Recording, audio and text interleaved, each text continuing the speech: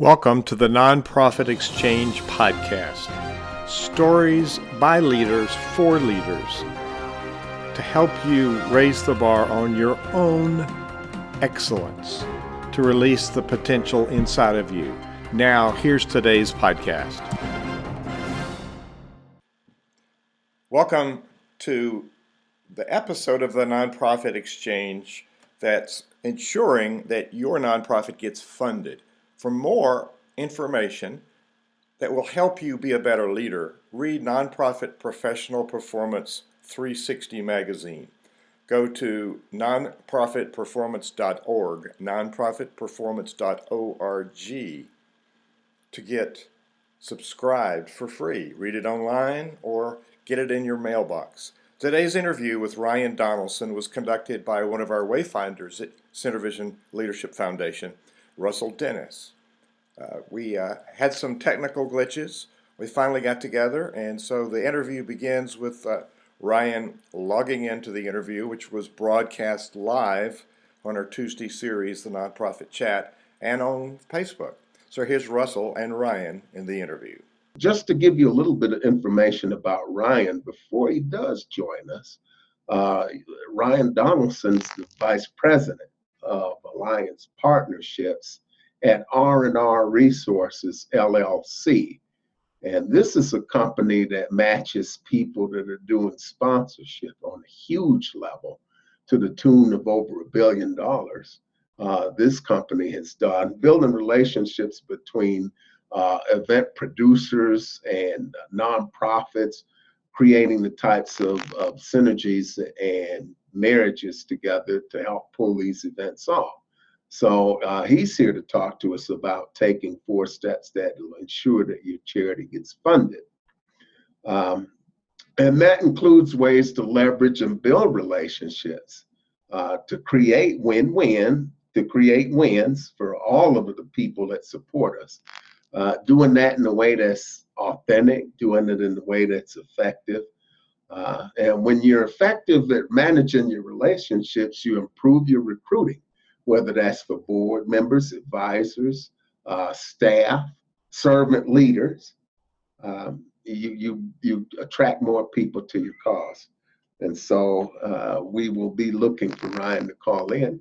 And we've got some very interesting questions, and there's some questions that we put up. Hugh has put up some questions for this week. And so those questions, the first question talks about relationships being a critical part of building any organization. And why do so many people struggle with it? That's one of the questions that comes up for us. And so Ryan Donaldson is on his way to come join us. And like to give a shout out to Doyle Davis, who is here joining us here in the Nonprofit Chat. Doyle has done work with Jobonomics, a veteran employment reporting agency. They do a lot of things. He's doing great work out there with Chuck Vollmer, Sandy Birkenmeyer, who is one of our regulars here. I don't know who has joined us in Facebook. We got a number of people here as far as I can see. So we're out here and just having a little trouble, I think, on Facebook Live, but hopefully we'll get that little technical glitch dealt with so that we can bring folks in on Facebook and find out what happened. Anyway, let's look at that. And we will move forward. These technical things do take place once in a great while. So, getting back to the business of building strong relationships, it looks like we have Ryan here. Can you hear me okay, Ryan?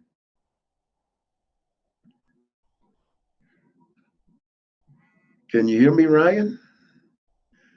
Oh, okay. Okay. I can see Ryan, but I don't hear him. He's not muted. There I am.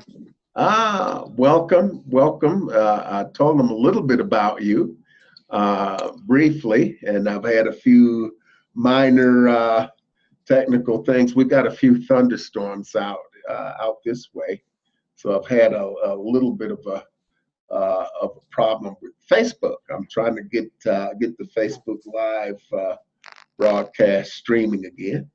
But I told them, I gave them a brief intro about you. So why don't you tell our viewers a little bit about yourself, a little bit more, so that they can get to know you. Oh, thank you definitely for having me, and I really look forward to this. As far as me, I'm a pretty simple guy. I feel I graduated a little early from high school so I could join the Army, and served a little bit there, then came back and worked really hard, worked my way out of a warehouse to a sales office, from a sales office into a marketing office. And I've really had a great experience all along that way. But right about when I was 20, I made my first $1 million, and I decided that there was a lot more that I wanted to get into. I started going to a lot of business colleges, and around the same time, I started helping out with a couple different charities raising sponsorship, specifically the Child Protection Education of America, which helps find missing children in America. And that was a blast, really just wonderful people. And while I was doing that, I started really getting into the sponsorship industry, and I've never really looked back since. I've continued my education in business and really grown, and I've been part of several boards and several companies since then. But sponsorship is really where my heart's at. Wonderful, yeah. And I was telling them that that some of the sponsorships that you've done at R&R Resources LLC been very effective at that, building those connections to the tune of over $1 billion, which is very, very impressive. And so, and I did mention that. So, yeah. I mean, we engage with a lot of different brands. I think the R&R Resources as a company kind of was a fuse together of multiple other companies with a long successful track record. So the R&R Resources has yet to complete its first full $1 billion, but it's well on its ways to do so. We're pretty actually confident in being a $5 billion company by 2020. So we're excited. That's a very lofty goal, and one that's really worth reaching for. And so in terms of R&R Resources does a little bit more than just sponsorship. We handle a lot of funding and finances for a lot of different projects, television shows, and all of that. But sponsorship ended up being our main vehicle, so we've just kind of really focused on that. It helps more people. That's awesome. Yeah.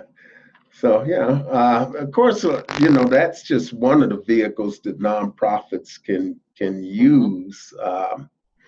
But like anything else, all of these are built on relationships, and so yes. There's a lot of ways to leverage relationships, and they're critical to any type of organization, no matter what that is.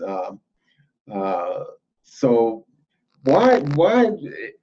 In your travels, having put these things together for a lot of charity type events, why do you think so many nonprofits are bad at relationship building? What are some of the things you're seeing out there that are challenges for them? Oh, well, so the biggest thing that I see and that I consistently have always seen always starts with how the conversation even begins. Relationships are definitely what raise money and get funding and allow you for sponsorship and donations. But the biggest thing that people forget is the people who they're reaching out to out of hand, they're not interested until you're interested. It's a completely different conversation to say, hey, I'm a really cool dude and I really think that you should really like my project. We're doing great stuff. They'll go, cool, that's awesome. You keep doing that awesome thing that you're doing. Because it's in many ways, it's a very prideful self-focused narcissistic conversation. And that's true regardless of the size of the company you're engaging with. But it's a completely different thing to reach out and try to understand the people who you're seeking sponsorship from. Regardless if it's a Coke or a mom and pop or whatever, everybody has their own stuff that they're doing. And the hallmark of a relationship is forgiveness. But one of the ways to showcase how strong your relationship is when you can simply say, hey, what's going on over at Coke?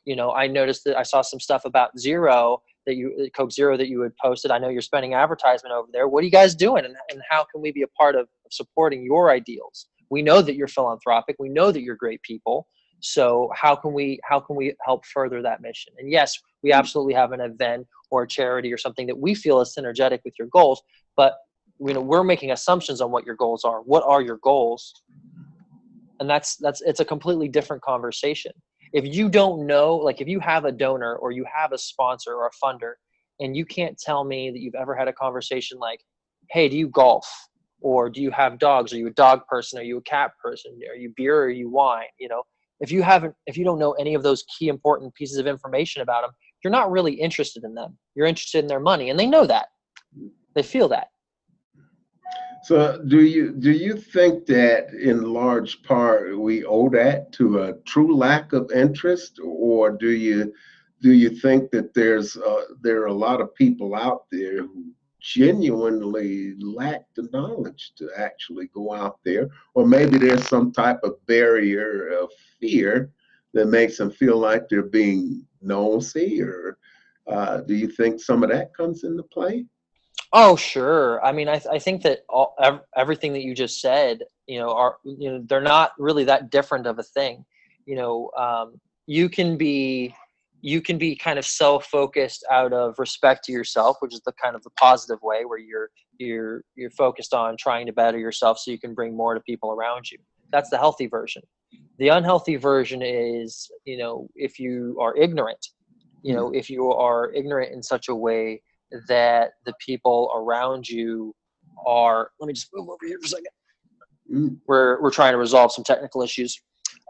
If you're ignorant in such a way that the people around you don't realize, like you just don't realize that they even could possibly have needs. If you don't know about things like ROI or, about, how their marketing department works.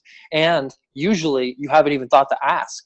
Mm-hmm. I was on a sponsorship phone call for a television show recently, and the entertainment industry, very different than the nonprofit charity world. And there's a lot, it's not even subtleties. We're talking night and day differences. And it became very, very aware that the other people who were on the call had never engaged in that area before. And sometimes it's the corporation that needs a little bit of education. Sometimes it's the charities that need a little bit of education. But generally, you can't go wrong if everybody is going to kind of collaborate on making sure that everybody knows what everybody's supposed to be getting, from the conversation, but is also really focused on each other's interests. Kind of a collaborative mindset. Yeah. This is true. I mean, I run into cases where I've seen people at organizations that are providing what I consider to be valuable services, but they're social workers. And so they are uncomfortable. They're not used to talking about anything in terms of value. And they provide a valuable service, and the opportunity is to create value. And that's what they do. That's what a business is created to do. But nonprofits, when you really think about it, they're created to do the same thing, because they're creating measurable differences in the lives of other people and shifting them from one place to another. And that's what the real definition of impact is really making a measurable shift in the lives of other people and bringing them to outcomes that are different from where they are. And I think a lot of focus today with nonprofits isn't really on giving people a fish, but teaching them how to fish. So it's really trying to make an impactful shift. Just continuing to give people things doesn't necessarily bring them to a new place. But if you can give them a set of tools and show them how to use those tools to bring their lives to a different point, they become self-sufficient. So I think there's a lot of focus for nonprofits on that. But to have a social worker sit down and talk to you about value, they just don't know how to have that conversation. Mm-hmm. And so they may really have valuable programs and things to offer, but they don't know how to sit down and talk to a corporate sponsor. Mm-hmm. It's kind of what Bernie Dorman, CEO of CEO Space, founder of CEO Space, Mm-hmm. you know, in a lot of conversations with Bernie when it came to raising capital and getting resources for nonprofits is similar in a lot of ways. He talked about getting stuck in what he called the dolphin story. Mm-hmm. And so, Yep. you know, heartstrings and having sensitivity and empathy for where people are is very important. But I think that there's something else that he also teaches about when he's talking about raising capital that really applies to the charity world and really applies to sponsorship, that I don't really often talk about a whole lot, but specifically in his capital raising class, which I have taken, I believe 10 times. It's very quality. He talks about not spending the money, and there's a right and a wrong way to do it for sure. But in sponsorship, every time you spend money, just like when you're in a capital raise, anytime you spend money, you're spending away leverage, and you're spending away the security that the actual production is going to happen, whether your production is a nonprofit charity like a 501c3, or it's an event that you're doing that's going to help people save lives, a financial literacy training like I've seen a lot being started in Chicago lately.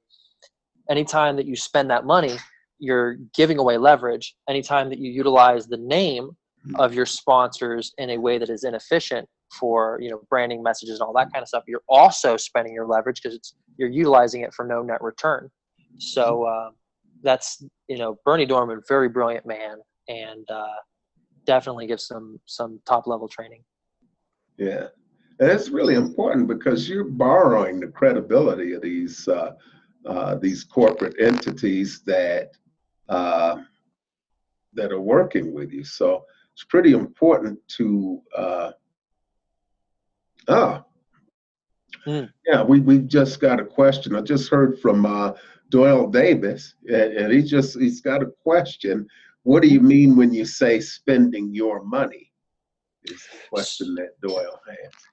So speaking specifically around sponsorship where they give you money, and I'm not talking about, you know, so they're definitely, just to make sure that everybody who's viewing is on the same page, there are definitely two different avenues: product sponsorship or the in-kind sponsorship, where you're getting things, ideally stuff that you can use in return for sponsorship, credibility, love, that kind of thing.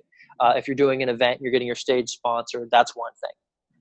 But usually most people who are being sponsored, what they could really use is capital in order to accelerate their mission and what they're doing.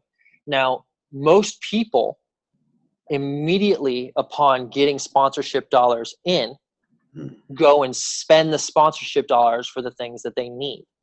That's a huge mistake. It's a huge mistake. And a lot of people, especially people with big boards that aren't really supporting the project, aren't really doing anything until money comes in, they immediately try to pay people out in hopes that those people, those exterior sources, will bring in more funding, and that never happens either. But if you store it, if you take that leverage, you have you've got a business bank account, you're doing everything compliant. And I'm not saying, you know, you're becoming profitable or anything like that, but like literally, if you don't spend the sponsorship money that comes in, you're more likely to get more sponsorship money. And I know it's a strange thing for a lot of people that wouldn't really necessarily think about that in the sponsorship world, especially in event management. You know, if you're doing a sponsored event or production, or even in cases of charity, you know, you expect that you immediately spend the charity money by not immediately going out and spending it and being patient with it. You'll actually attract way more sponsors because they know that the impact that they can expect to happen in the community, for the example, financial literacy in Chicago, or WBTVN, which is a women's broadcasting television network, they have to spend a much larger sum of money to be able to help, all of the networks and all of that at once. So, the goal is to not spend it. Yeah, and I think the thing that is really kind of important to highlight is to look at what a sponsorship is in comparison to a donation. So when someone makes a donation to a nonprofit entity, those funds are given over in support of the cause, so that you can do whatever it is that you want to do. Private donations are really great because there are funds that are very flexible. So when you get a grant, for example, or you take some sponsorship money, you have agreed to hit certain targets when you get a grant, whether that's from a private foundation or from the government. You've stated a purpose that you're going to use that money for. So these are what you call restricted funds, because they have to be used for the purpose that you stated they would be used for. Now, a sponsorship comes in several forms. There are the in-kind forms where you get services or products. Then you get cash. Now, when you connect with a sponsor and you get a sponsorship, the nonprofit is promised to deliver something to the sponsor for that cash or those services received. You're making some type of a measurable impact. In a lot of cases, they're looking to build goodwill that they can't buy with Madison Avenue spreads. That money invested in a good cause with the good word of mouth, plus the size of the nonprofit's audience is a huge factor. They want an opportunity to be placed in front of people who are potential customers, who can talk about their brand with some intelligence, build that goodwill. There is some type of value that is specifically agreed upon. Yes. That the nonprofit is going to provide that sponsor in exchange for that support, whether it's dollars, whether it's media, and it varies. And there you can have almost anything under the sun sponsored. But sponsorship is a value for value exchange. I promise to do if you will support me with. So there's a value exchange there. Now, with a donation, somebody says, I love what you are doing. I want to help you do that. They give you cash to help you do that. And with grants and other things, people actually are looking at how much of this money goes to the people you're trying to serve. But no organization, no services. We have to keep the lights on. We have to bring in more than we put out. Otherwise, there's no organization and there's no service. You have to operate at a surplus. So that's that distinction between what a donation is, or something that is given, versus a sponsorship. So I hope that can clarify that concept for anybody that might be confused about it, if there's any confusion or more questions. So, you can ask questions in the chat area. We're on Facebook too. And we've got some other questions. Feel free, if you're on Zoom, by all means, please. We'll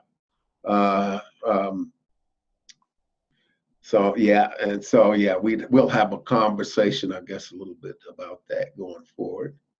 So one thing that I want to comment on that, because I know that a direct example would probably be much more useful of how I'm talking about it, especially in relation to when you would stack, like when you would hold money, specifically in a sponsorship situation. Let's say hypothetically, and I say hypothetically, but this is a real thing that happened. Let's say that you had an award show out of Chicago, and in that award show, you wanted to attract a big name person. Now, let's say you're a smaller charity, right? Reasonably, when you're doing an event, whether it's a charitable event or otherwise, or you have a direct charity that's affecting the community, the people who you can expect to get money from are not Coca-Colas. No. They're not Radio Shacks even. They're the local people within 10 mile radius of the event location or the charity's home base or the community in which it serves. So understanding that usually the money that you receive is within 10 miles, and we're not talking about grant government money. You know, the people who think that they're going to receive a benefit for giving you a value for giving you money. If you want to attract somebody like a Coca-Cola, a PepsiCo, a Nike, or a bigger name, Under Armour, any of those wonderful people who have very strong philanthropic departments who very much so care about sponsorship, but honestly, they're really doing it for the philanthropic reason. They just want to get a good ROI. What you can do in order to get there and become, for lack of a better term, sexy to these people is to say, you know, I've already got X amount of money from these people. We're not spending any of it. And the reason why is because we know that every $1,000 that we spend is going to help somebody who's a victim of domesticated violence, teach financial literacy, you know, utilize these relationships in order to cause this great effect. And the more money that we spend at once to do this, the greater of an effect that happens. Well, suddenly that's a game-changing conversation. If you go out and immediately spend that money to give those homeless people those shoes right out the gate, you know, and you're not really, you know, you're not making sure that any money that you take in is an accelerator for your charity, but that you're just spending it out the gate, you'll never have the money to make the strong impacts and attach yourself to the bigger brands, the bigger names. You'll be spending the majority of your time as a charity trying to scale up slowly with these really, really tiny, minute baby steps versus being able to come forward and really come out with something strong. So it's about stewardship and actually conserving that money so that it makes a bigger impact later. Patience, yeah. Patience and stewardship for sure. Awesome. Yeah. So our second question is, what would you say are the fundamental building blocks of relationships in business, and how does each one of those building blocks fit in the process? So I want to make sure that I restate that question. I want to make sure I understood it correctly. You were asking fundamental building blocks? For relationship building, whether it's a business or a nonprofit, what are those fundamental building blocks for strong relationships, and how does each one fit into that process? So like a puzzle, you can kind of break it down into 4 major corners. And just the same way that you would build a puzzle together, you find those 4 corners, you build in the wall, and you build everything inwards from there.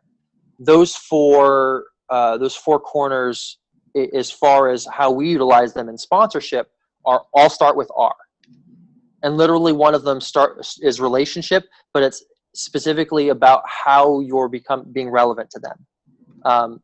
It's one thing to say, hey, I'm interested in your money, or hey, I saw that cool thing that you did. If it's somebody who you've reached out with before or never reached out before, you can find a point of common ground. And you can internalize that point from common ground so that when you reach out for them, that you are interested. And it's the same as if I were to say, you know, hey, Russ, I saw you post something on Facebook the other day, and it was just so heartwarming. It was beautiful, and it just reminded me of how much I like you and why I like you. Okay. So I want to reach out to you, and I just wanted to give you a little love. Thank you for that. You know, it really made my day. Okay. That way of starting a conversation with you changes everything, right? Yeah. You know, I'm showing up and I'm doing it, I'm doing it real, I'm doing it authentic, and we're talking about something that's valuable. That same thing works with every company, because companies are just people. You know, they're people who want to believe that they're doing a good thing. For those of you who are readers, you know, there's how to win friends and influence people. Everybody feels good about it. Yeah. And then the second corner that I would say is a huge important is the role that you put people into. A lot of people, they put potential sponsors on such a pedestal, they'll open a conversation. I know you're an important person and you're really busy, but I just need 5 minutes of your time. Well, I just cast you into a role. And that role I cast you in was a busy person with an inflated ego because I told you were important. And I'm doing it out of respect to you, but you're receiving it that way to some extent, but really you're accepting the fact that I am telling you you're in this world where you're busy and you don't have time for me and you're just too important for me. Versus if I get on the phone with you and after telling you the reason why we have a relationship, why we're together, I cast you in a role where I say, and by the way, Russell, I gotta say, I know all the companies you engage with are just as professional as you are and just as philanthropic, and I love that about you. Well, you're not going to tell me that I'm a liar. You want to be that superhero, right? That's the role that I've cast you in, but you resonate with that. And unless I give you a reason not to, you're going to play in that field. And once you've got a relationship with somebody because you've found common ground, and then you've immediately followed it up with the role that you want them to play, you're already halfway through the conversation that you need to have with the sponsor. Mm-hmm. You can literally move straight from there to what I refer to as the remind step, where you essentially tell people what you're up to or why they're on your radar. Usually people have an idea if you already know them, especially if they're in your local community. If they're a Coke or somebody like that, you've got to kind of tell them why you should be on their radar. But reminding them why you're talking to them and reminding yourself, if you only had one bullet point to say everything that you needed to say, what would that one bullet point be? You don't have that much long. But you've got a relationship with them, and they're a superhero, so they're going to listen to why you're there, and definitely don't dolphin them. Just one bullet point, and then make your request. And your request doesn't have to be hard. That's your fourth kind of building block. Your request doesn't have to be sponsor my event or will you sponsor my event. It can be something as a curious question, as I refer to it, which is anything like, can you give me guidelines can you give me the guidelines to which you use to determine what you sponsor? Or how do you sponsor events like what I'm doing? Or do you sponsor charities in your company? Or how do you determine, one of my favorites, how do you determine what you sponsor or donate to? That's a direct request question. It's not a hard ask, but it's close enough there that you can follow it up with one. And if you don't give them a reason to dislike you, they're going to continue liking you all the way through your question. They'll answer your question. You'll have more information, and then you'll be able to make an actual decision together, collaborative closing, collaboratively figuring out how to engage with each other and whether or not you can even benefit them. And don't feel bad if you can't benefit them, because they might still help you anyway, one. And two, they might know somebody that's more your speed or is in your area. All these people have alliances and partners and groups. So there's no problems with saying, you know what, I got to say, based on our conversation, I know what you're looking for. The ROIs you're looking for are a little bit higher than mine. I do have a sponsorship level that fits that. But, first off, does that work for you? And when they say, or if they say no, then you go, fantastic. It was really great to talk to you. Do you believe in our cause? Do you believe in what we do? Yeah. And if they say, yeah, I think it's a really great thing that you're doing, like, great. Do you know anybody else that you could put me in touch with in my area? And I can't tell you how many sponsorships we've gotten just because we were willing to ask that question, not just be like, give me your money 10 minutes in, 10 minutes off the phone. Yeah, you can definitely set all your appointments in a 5 to 10 minute time, slip past any gatekeepers and all of that. No problem, especially if you're genuine and authentic. But you'll probably be on the phone with them 30 minutes to an hour to get a close, or to the person who's going to give you money, Yeah, excellent. Those are all very good points. So my next question is, where do you see organizations of all types needing the most work to improve their relationship building skills? What are some of the common weak areas you see?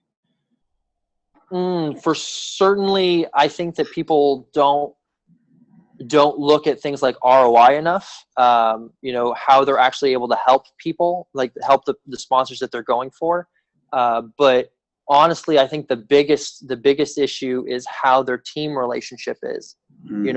Using the same 4-block method, the 4R method, it can be used to speak to internal team management, asking requests from their own team members. Usually, to be honest, and I see this all the time, the people that the charity or the organization need to reach out to, literally the board members have access to, and they're unwilling to give up those relationships just yet because they're like, you know what, this organization just isn't tested enough yet. Or, you know, I don't really feel comfortable reaching out to my friend who's a lawyer who I know can drop 10K on this. And we only needed 5. You know, we only needed 5,000 because we were just doing this little small thing. But again, I do know that lawyer who could do that thing, who would happily give me the money, but I don't really feel comfortable reaching out to him yet. So you end up with a lot of internal difficulties because people aren't building relationships inside their own company and with their board. Well, that's a huge problem. It's one of the things that I had mentioned earlier was that the expectations that you have when you're building that team internally are pretty critical. And, you know, that sounds like a complete lack of trust. And so something is clearly wrong right off the bat, I think, if that comfort level is missing. And, you know, really the reason that we look for different people on boards or that people are sought out is because of the credibility. It's because of the knowledge that they have. And these are people with leadership skills that the nonprofit's looking for to help build that credibility, to help put those systems in place to make it stronger. And so it's kind of mind-boggling that they would withhold that type of support, because if you have that sort of struggle, it's really tough. And I wouldn't even say that it's an intentional or a malicious action either. For example, out of Chicago, Desmond Clark, former NFL tight end, you know, a very famous individual, very new to the game.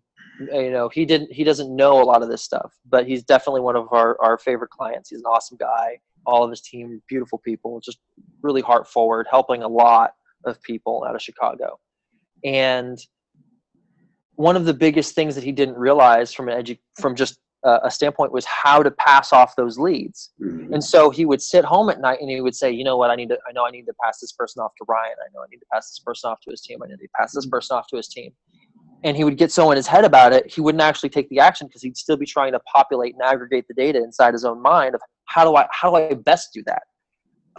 You know, I, if anybody, don't want to be the person who screws up the deal when I pass it over to the sponsorship team, whether or not, you know, and I don't even, like, in his case, he knows that we're competent and that we know what we're doing, but especially if, you know, you've got a new team or untested people, you can be very concerned about how you're going to damage your own relationships. And it's not even necessarily like I trusted you enough to get married to you, to get in business with you, but maybe I've got like these few people that I know could probably make a difference, but you know, they're my people, you know? Yeah. So. And Doyle Davis made a really important point. He said, because he asked, he says, isn't it all a learning curve for newcomers? And that is, I mean, to get that comfort level and, well, maybe somebody got a board member that's not necessarily directly, but came on board because a friend of theirs that's on the board told them to come on. So that's it. And so yeah, on question 1, we got at Midas Nonso. Their answer to question 1 is that they end up losing focus on their main target, or better still, lack of team cohesion. And that response came in from Twitter chat, so on the nonprofit chat. So it is, yeah, it's very easy to lose sight of what you're doing. So that's pretty important to keep in mind too. Well, to speak to the point right before that, as far as the learning curve, you know, we'll say that some of the biggest names in the sponsorship industry, right? IEG, which is the people who own sponsorship.com, right? You know, for them to consult you, which is where they started. They actually didn't start as a sponsorship raising company. They started as a sponsorship consulting company. Okay. What they would do is they would just teach people what they felt that people needed to know. Okay. And hiring them is still about $30,000. So plus some commissions usually.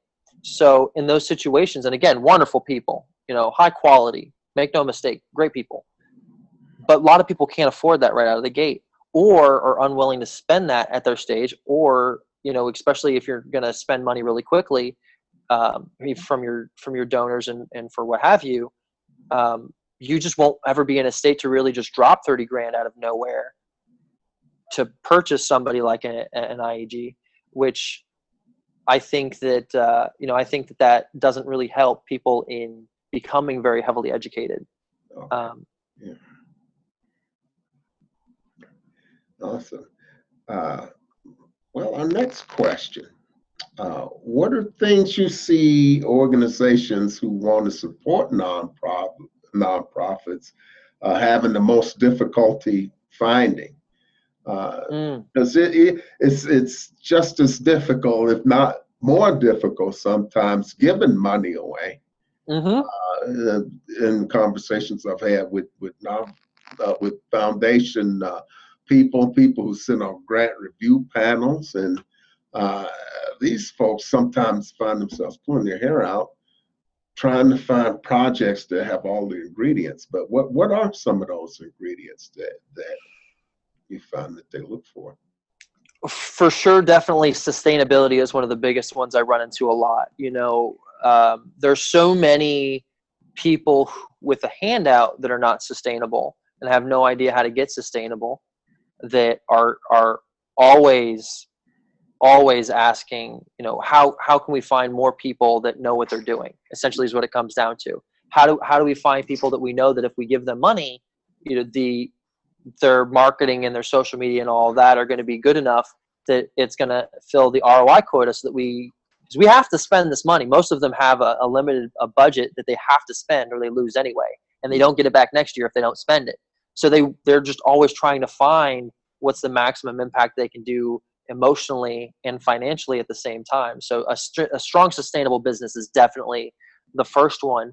And then in a weird sense, the second one is somebody who can physically accept the money, because a lot of the greatest causes that they run into, the people who are being really aggressive talking about their causes and charities, they actually aren't formal 501c3s yet.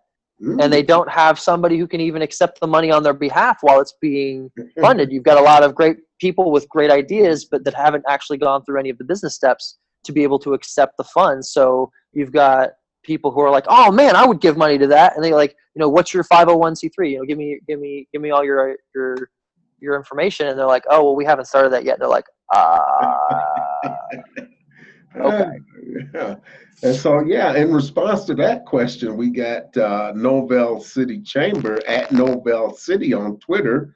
The response was the value in some nonprofits' deliverables. And so, they don't think in terms of necessarily in terms of deliverables. That's true. When you talk about goals, well, the main thing that nonprofits are doing as well as businesses, you're trying to get results. So if you're talking in terms of everything that you present or that you achieve is actually a deliverable. And this is what sponsors are looking for. This is what people who actually fund you are looking for. I recommend that every charity, every sponsor, or first off, every sponsor, every charity, anybody who's involving themselves in sponsorship, event management, charity, corporate, anything, donations, any of the different areas in which somebody would ever deal with sponsorship dollars or donation dollars, I always recommend that they look at other people's sponsorship decks. And the reason for that is because nobody, and I say nobody, but I literally mean probably 90% of people have no idea what's supposed to go inside the sponsorship packages, like what a silver, gold, platinum title sponsorship looks like, what different things that people should be offering. And the reason for that is probably because it's so open. Like you can literally give anything, whether it's a VIP bag or reception or booths or banners. But, probably the masters of that are as well music events. Music events usually have some of the best time-honored sponsorship packages. But there are so many different things that you can give, from awards to otherwise, that people just don't think about. So they'll say, hey, give me $5,000, and they go, great. I'm not against that idea. You have a great cause. What do we get out of that? What kind of bennies are we getting? What's going to matter? Why is this going to matter to my people? Yeah. So how would you tell people that don't have any knowledge, where would you send them to get basic knowledge of the type of research that has to be done? Well, there's a probably 3 different areas they could get it. Roberto Candelaria, who is a wonderful gentleman. He wrote the book Relationships Raise Money, which is an incredible book. He's a colleague of mine, a dear friend, amazing, beautiful, warm heart, great guy. And I definitely recommend every single person on my team has purchased a copy of his book and read it. So if you're a book reader, I know he does some free training webinars every now and again, and I definitely encourage that. That's definitely a great place to go. On our resources with all of our, our knowledge, we actually have a lot of sample decks and stuff like that. And we've actually just started a project. The website will be up, I believe, first thing tomorrow. The 11th hour sponsorship. It's for people who either want their entire team trained. We're training people's entire teams because we end up with so much work. We want to help more people, but it's improbable for us to just take on that many employees in order to handle the amount of work. So we created a program called 11th Hour, where we will train other people's decision makers or manager and then members of their team in sponsorship. And then, of course, there's the industry leader, AG, sponsorship.com. You're going to spend, again, around $30,000, and they'll consult you, not really train you, but you won't really have to do a whole lot of the work yourself. So depending on what your price point is and what you're looking for, those are 3 different options. If you want somebody to body the work for you, IG. If you want a book that you can pick up right now and start reading, you can buy it on Amazon. Relationships Raise Money, Roberto Candelaria, you can't go wrong. Alternatively, if you want somebody to come in and train your whole team, we'll do that for you. That's wonderful. Yeah. And so, I'd like to if you can drop your address in the chat so that people know how to get that. Sure. That would be helpful. And so, Roberto Candelaria, I've attended some of his sponsorship boot camps, and that's wonderful. Yeah. So that information on training the whole team is something that's of interest to everybody. So if you drop your web address in the chat so that folks can reach out to you, that would I know. Yeah. I know that we are actually. We just took the website down to update it for this, and unfortunately, it won't be populated when people are listening to this. But it should be up first thing tomorrow morning. So depending on when they watch this, it'll be up. I definitely posted my email on there, the info@learnsponsorships.com. It's literally learnsponsorships.com. So it will be up. It will be up very shortly. Awesome. I'll be talking with Roberto Candelaria next week on the Nonprofit Culture Success broadcast. What an amazing person. It's wonderful stuff. But as far as going out and coming out to train your teams, I don't think that's something that he's doing.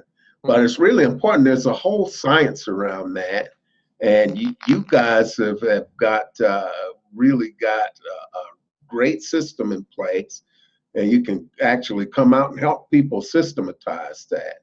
And it's one thing to learn it, but especially when you need to do something quickly, that takes things to a whole new level. And so the type of training and the type of stuff that you guys are doing is just really dynamic, and it's fantastic. And so, but it's all about that value. And so the nonprofits have to learn to talk about their value. And that's something that I think you can help them with. And it's really, that's the tough thing, is having that conversation and pulling it out of them, because they don't always know what they offer and how valuable it is. But, you are bringing value and you're there to partner with it. So it's really understanding the language for the people that you want to get to support you, whether they're in your organization or outside of your organization to garner that support and just couch it in terms of value that would mean something to them. And so we kind of sorry about that. Be as interested in your sponsors as you would as if you were going to get married to them. Ask them all the same questions. What do you like? You know, what are your favorite foods? You can't go wrong with some of the most basic human questions. The most basic human questions. Understand that if these people sponsor you, you don't want them just once. It's not just about the now. You have to plant the seeds because you want them to sponsor you every event, every year, every time. You don't want it to even be a question. You want to be able to say, hey, you know, what are you doing on Tuesday? I'd like to go out to dinner with you. And then you go out and you have a great dinner and they say, I know that my sponsorship's coming up here again. And you're like, always thank you for it. I appreciate it. Please, please continue to do that. And but this night's all about us. You should be able to have a real relationship with them from human to human. And it's not just about a one-off. It's not thinking of it the same way you think of a grant proposal. What you're thinking about is building that long-term relationship. And it's really almost a mistake when it even comes to grants to think of it as a one-off, because you want to, and oftentimes when you're building that relationship, start small, but look at going back to partner with them. And so once these funders find people that they resonate with who are getting good results, they just want to keep working with them because they know they're getting good results. And so, I wanted to kind of wrap it up and put a nice little bow on it by asking that advice. And you just really just covered it, because the question I was going to ask was, what advice would you give to nonprofits for more funding and support to be better partners? And you answered that question without me even asking it, unless there's something else you want to add. But I think you covered that masterfully without me even asking. I think that you actually said something that's very profound in there, that you slipped in, that said that you think it's even a mistake inside grants. And I would say that if relationships didn't matter in grants, lobbyists wouldn't exist. There's not a single drop of money that is touched that a relationship does not enhance, change, or determine where that money goes to. So always, ask what I feel are the important questions. Ask somebody what their favorite color is. They're going to be professional. Absolutely. Let them be professional. If you can get somebody at an event where you're able to have fun and maybe drink or have dinner or whatever, cool, do that too. Go out to the networking events. Go out to the locations where you're going to meet people. Most people like to stay indoors and try to figure it out because social media is so accessible. It's not as authentic and not as strong of you can have a much wider net, but you need depth. When you're raising money, especially for your charities, your nonprofits, you need to go meet your chamber of commerce. They will help you.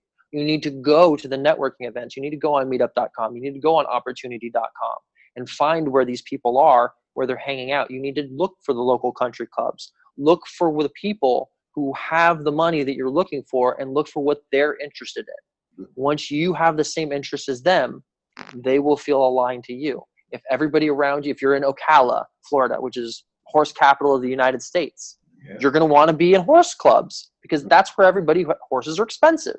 Yeah. If you want to be around people who have money, go find dog parks, because statistically, this is no knock against cat people, statistically, dog owners have more money.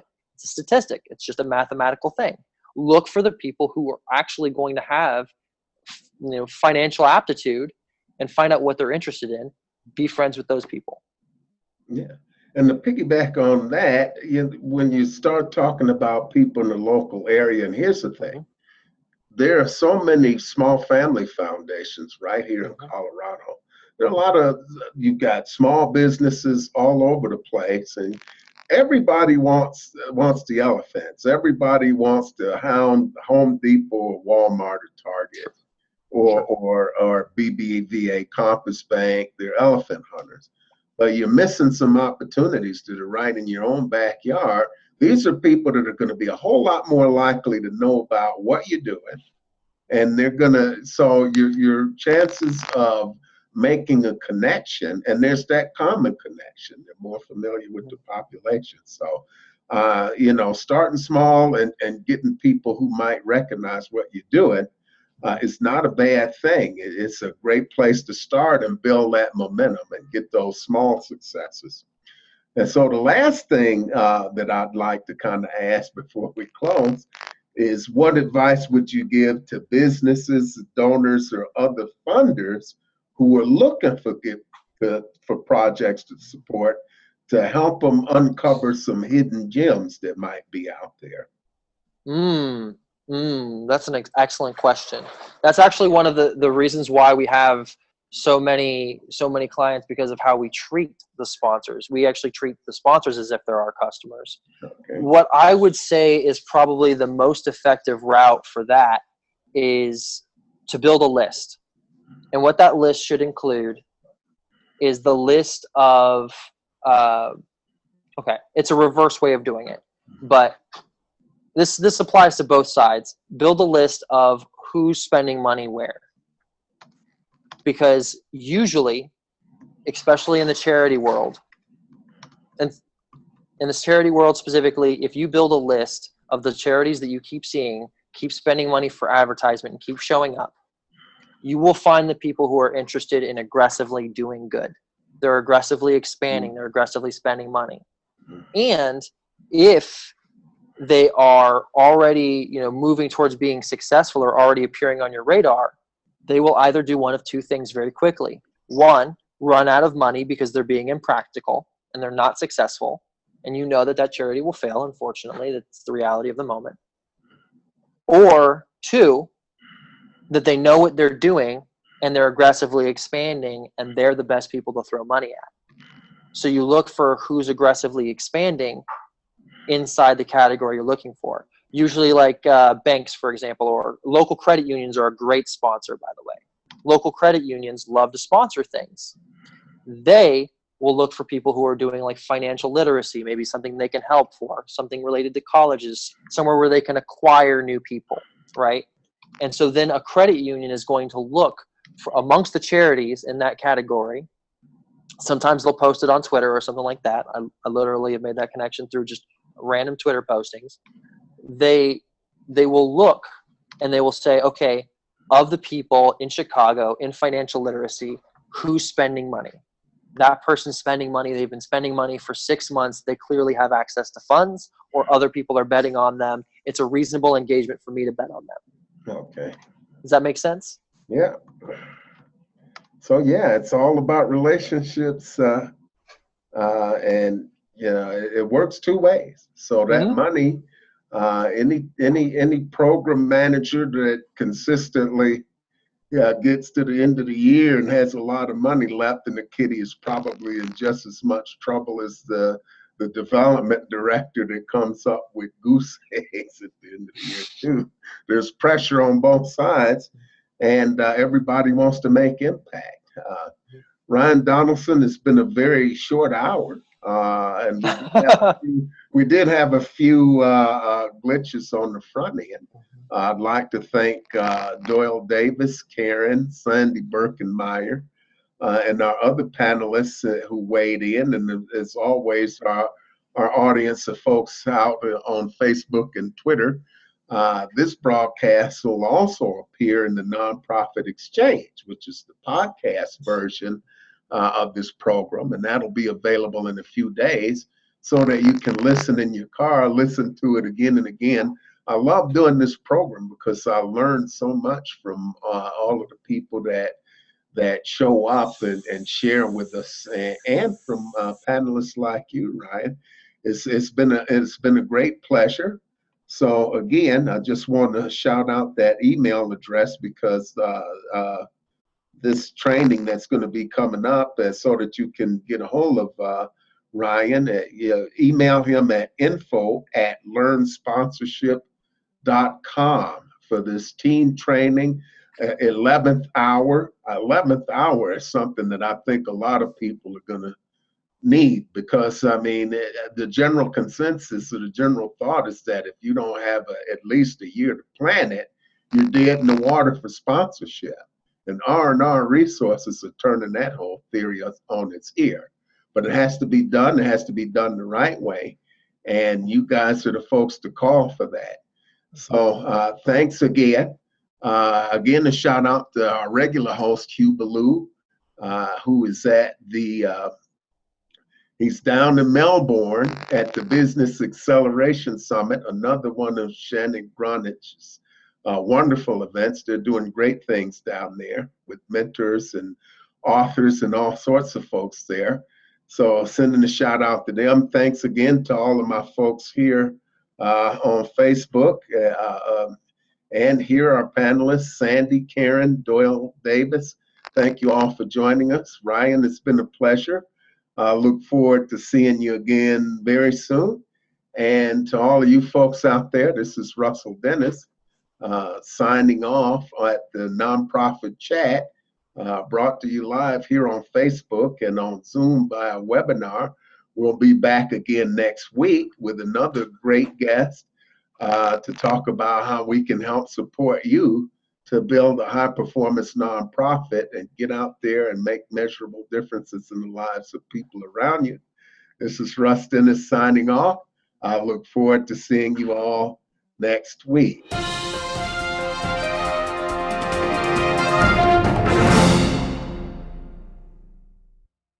This podcast is a part of the C-Suite Radio Network. For more top business podcasts, visit c-suiteradio.com.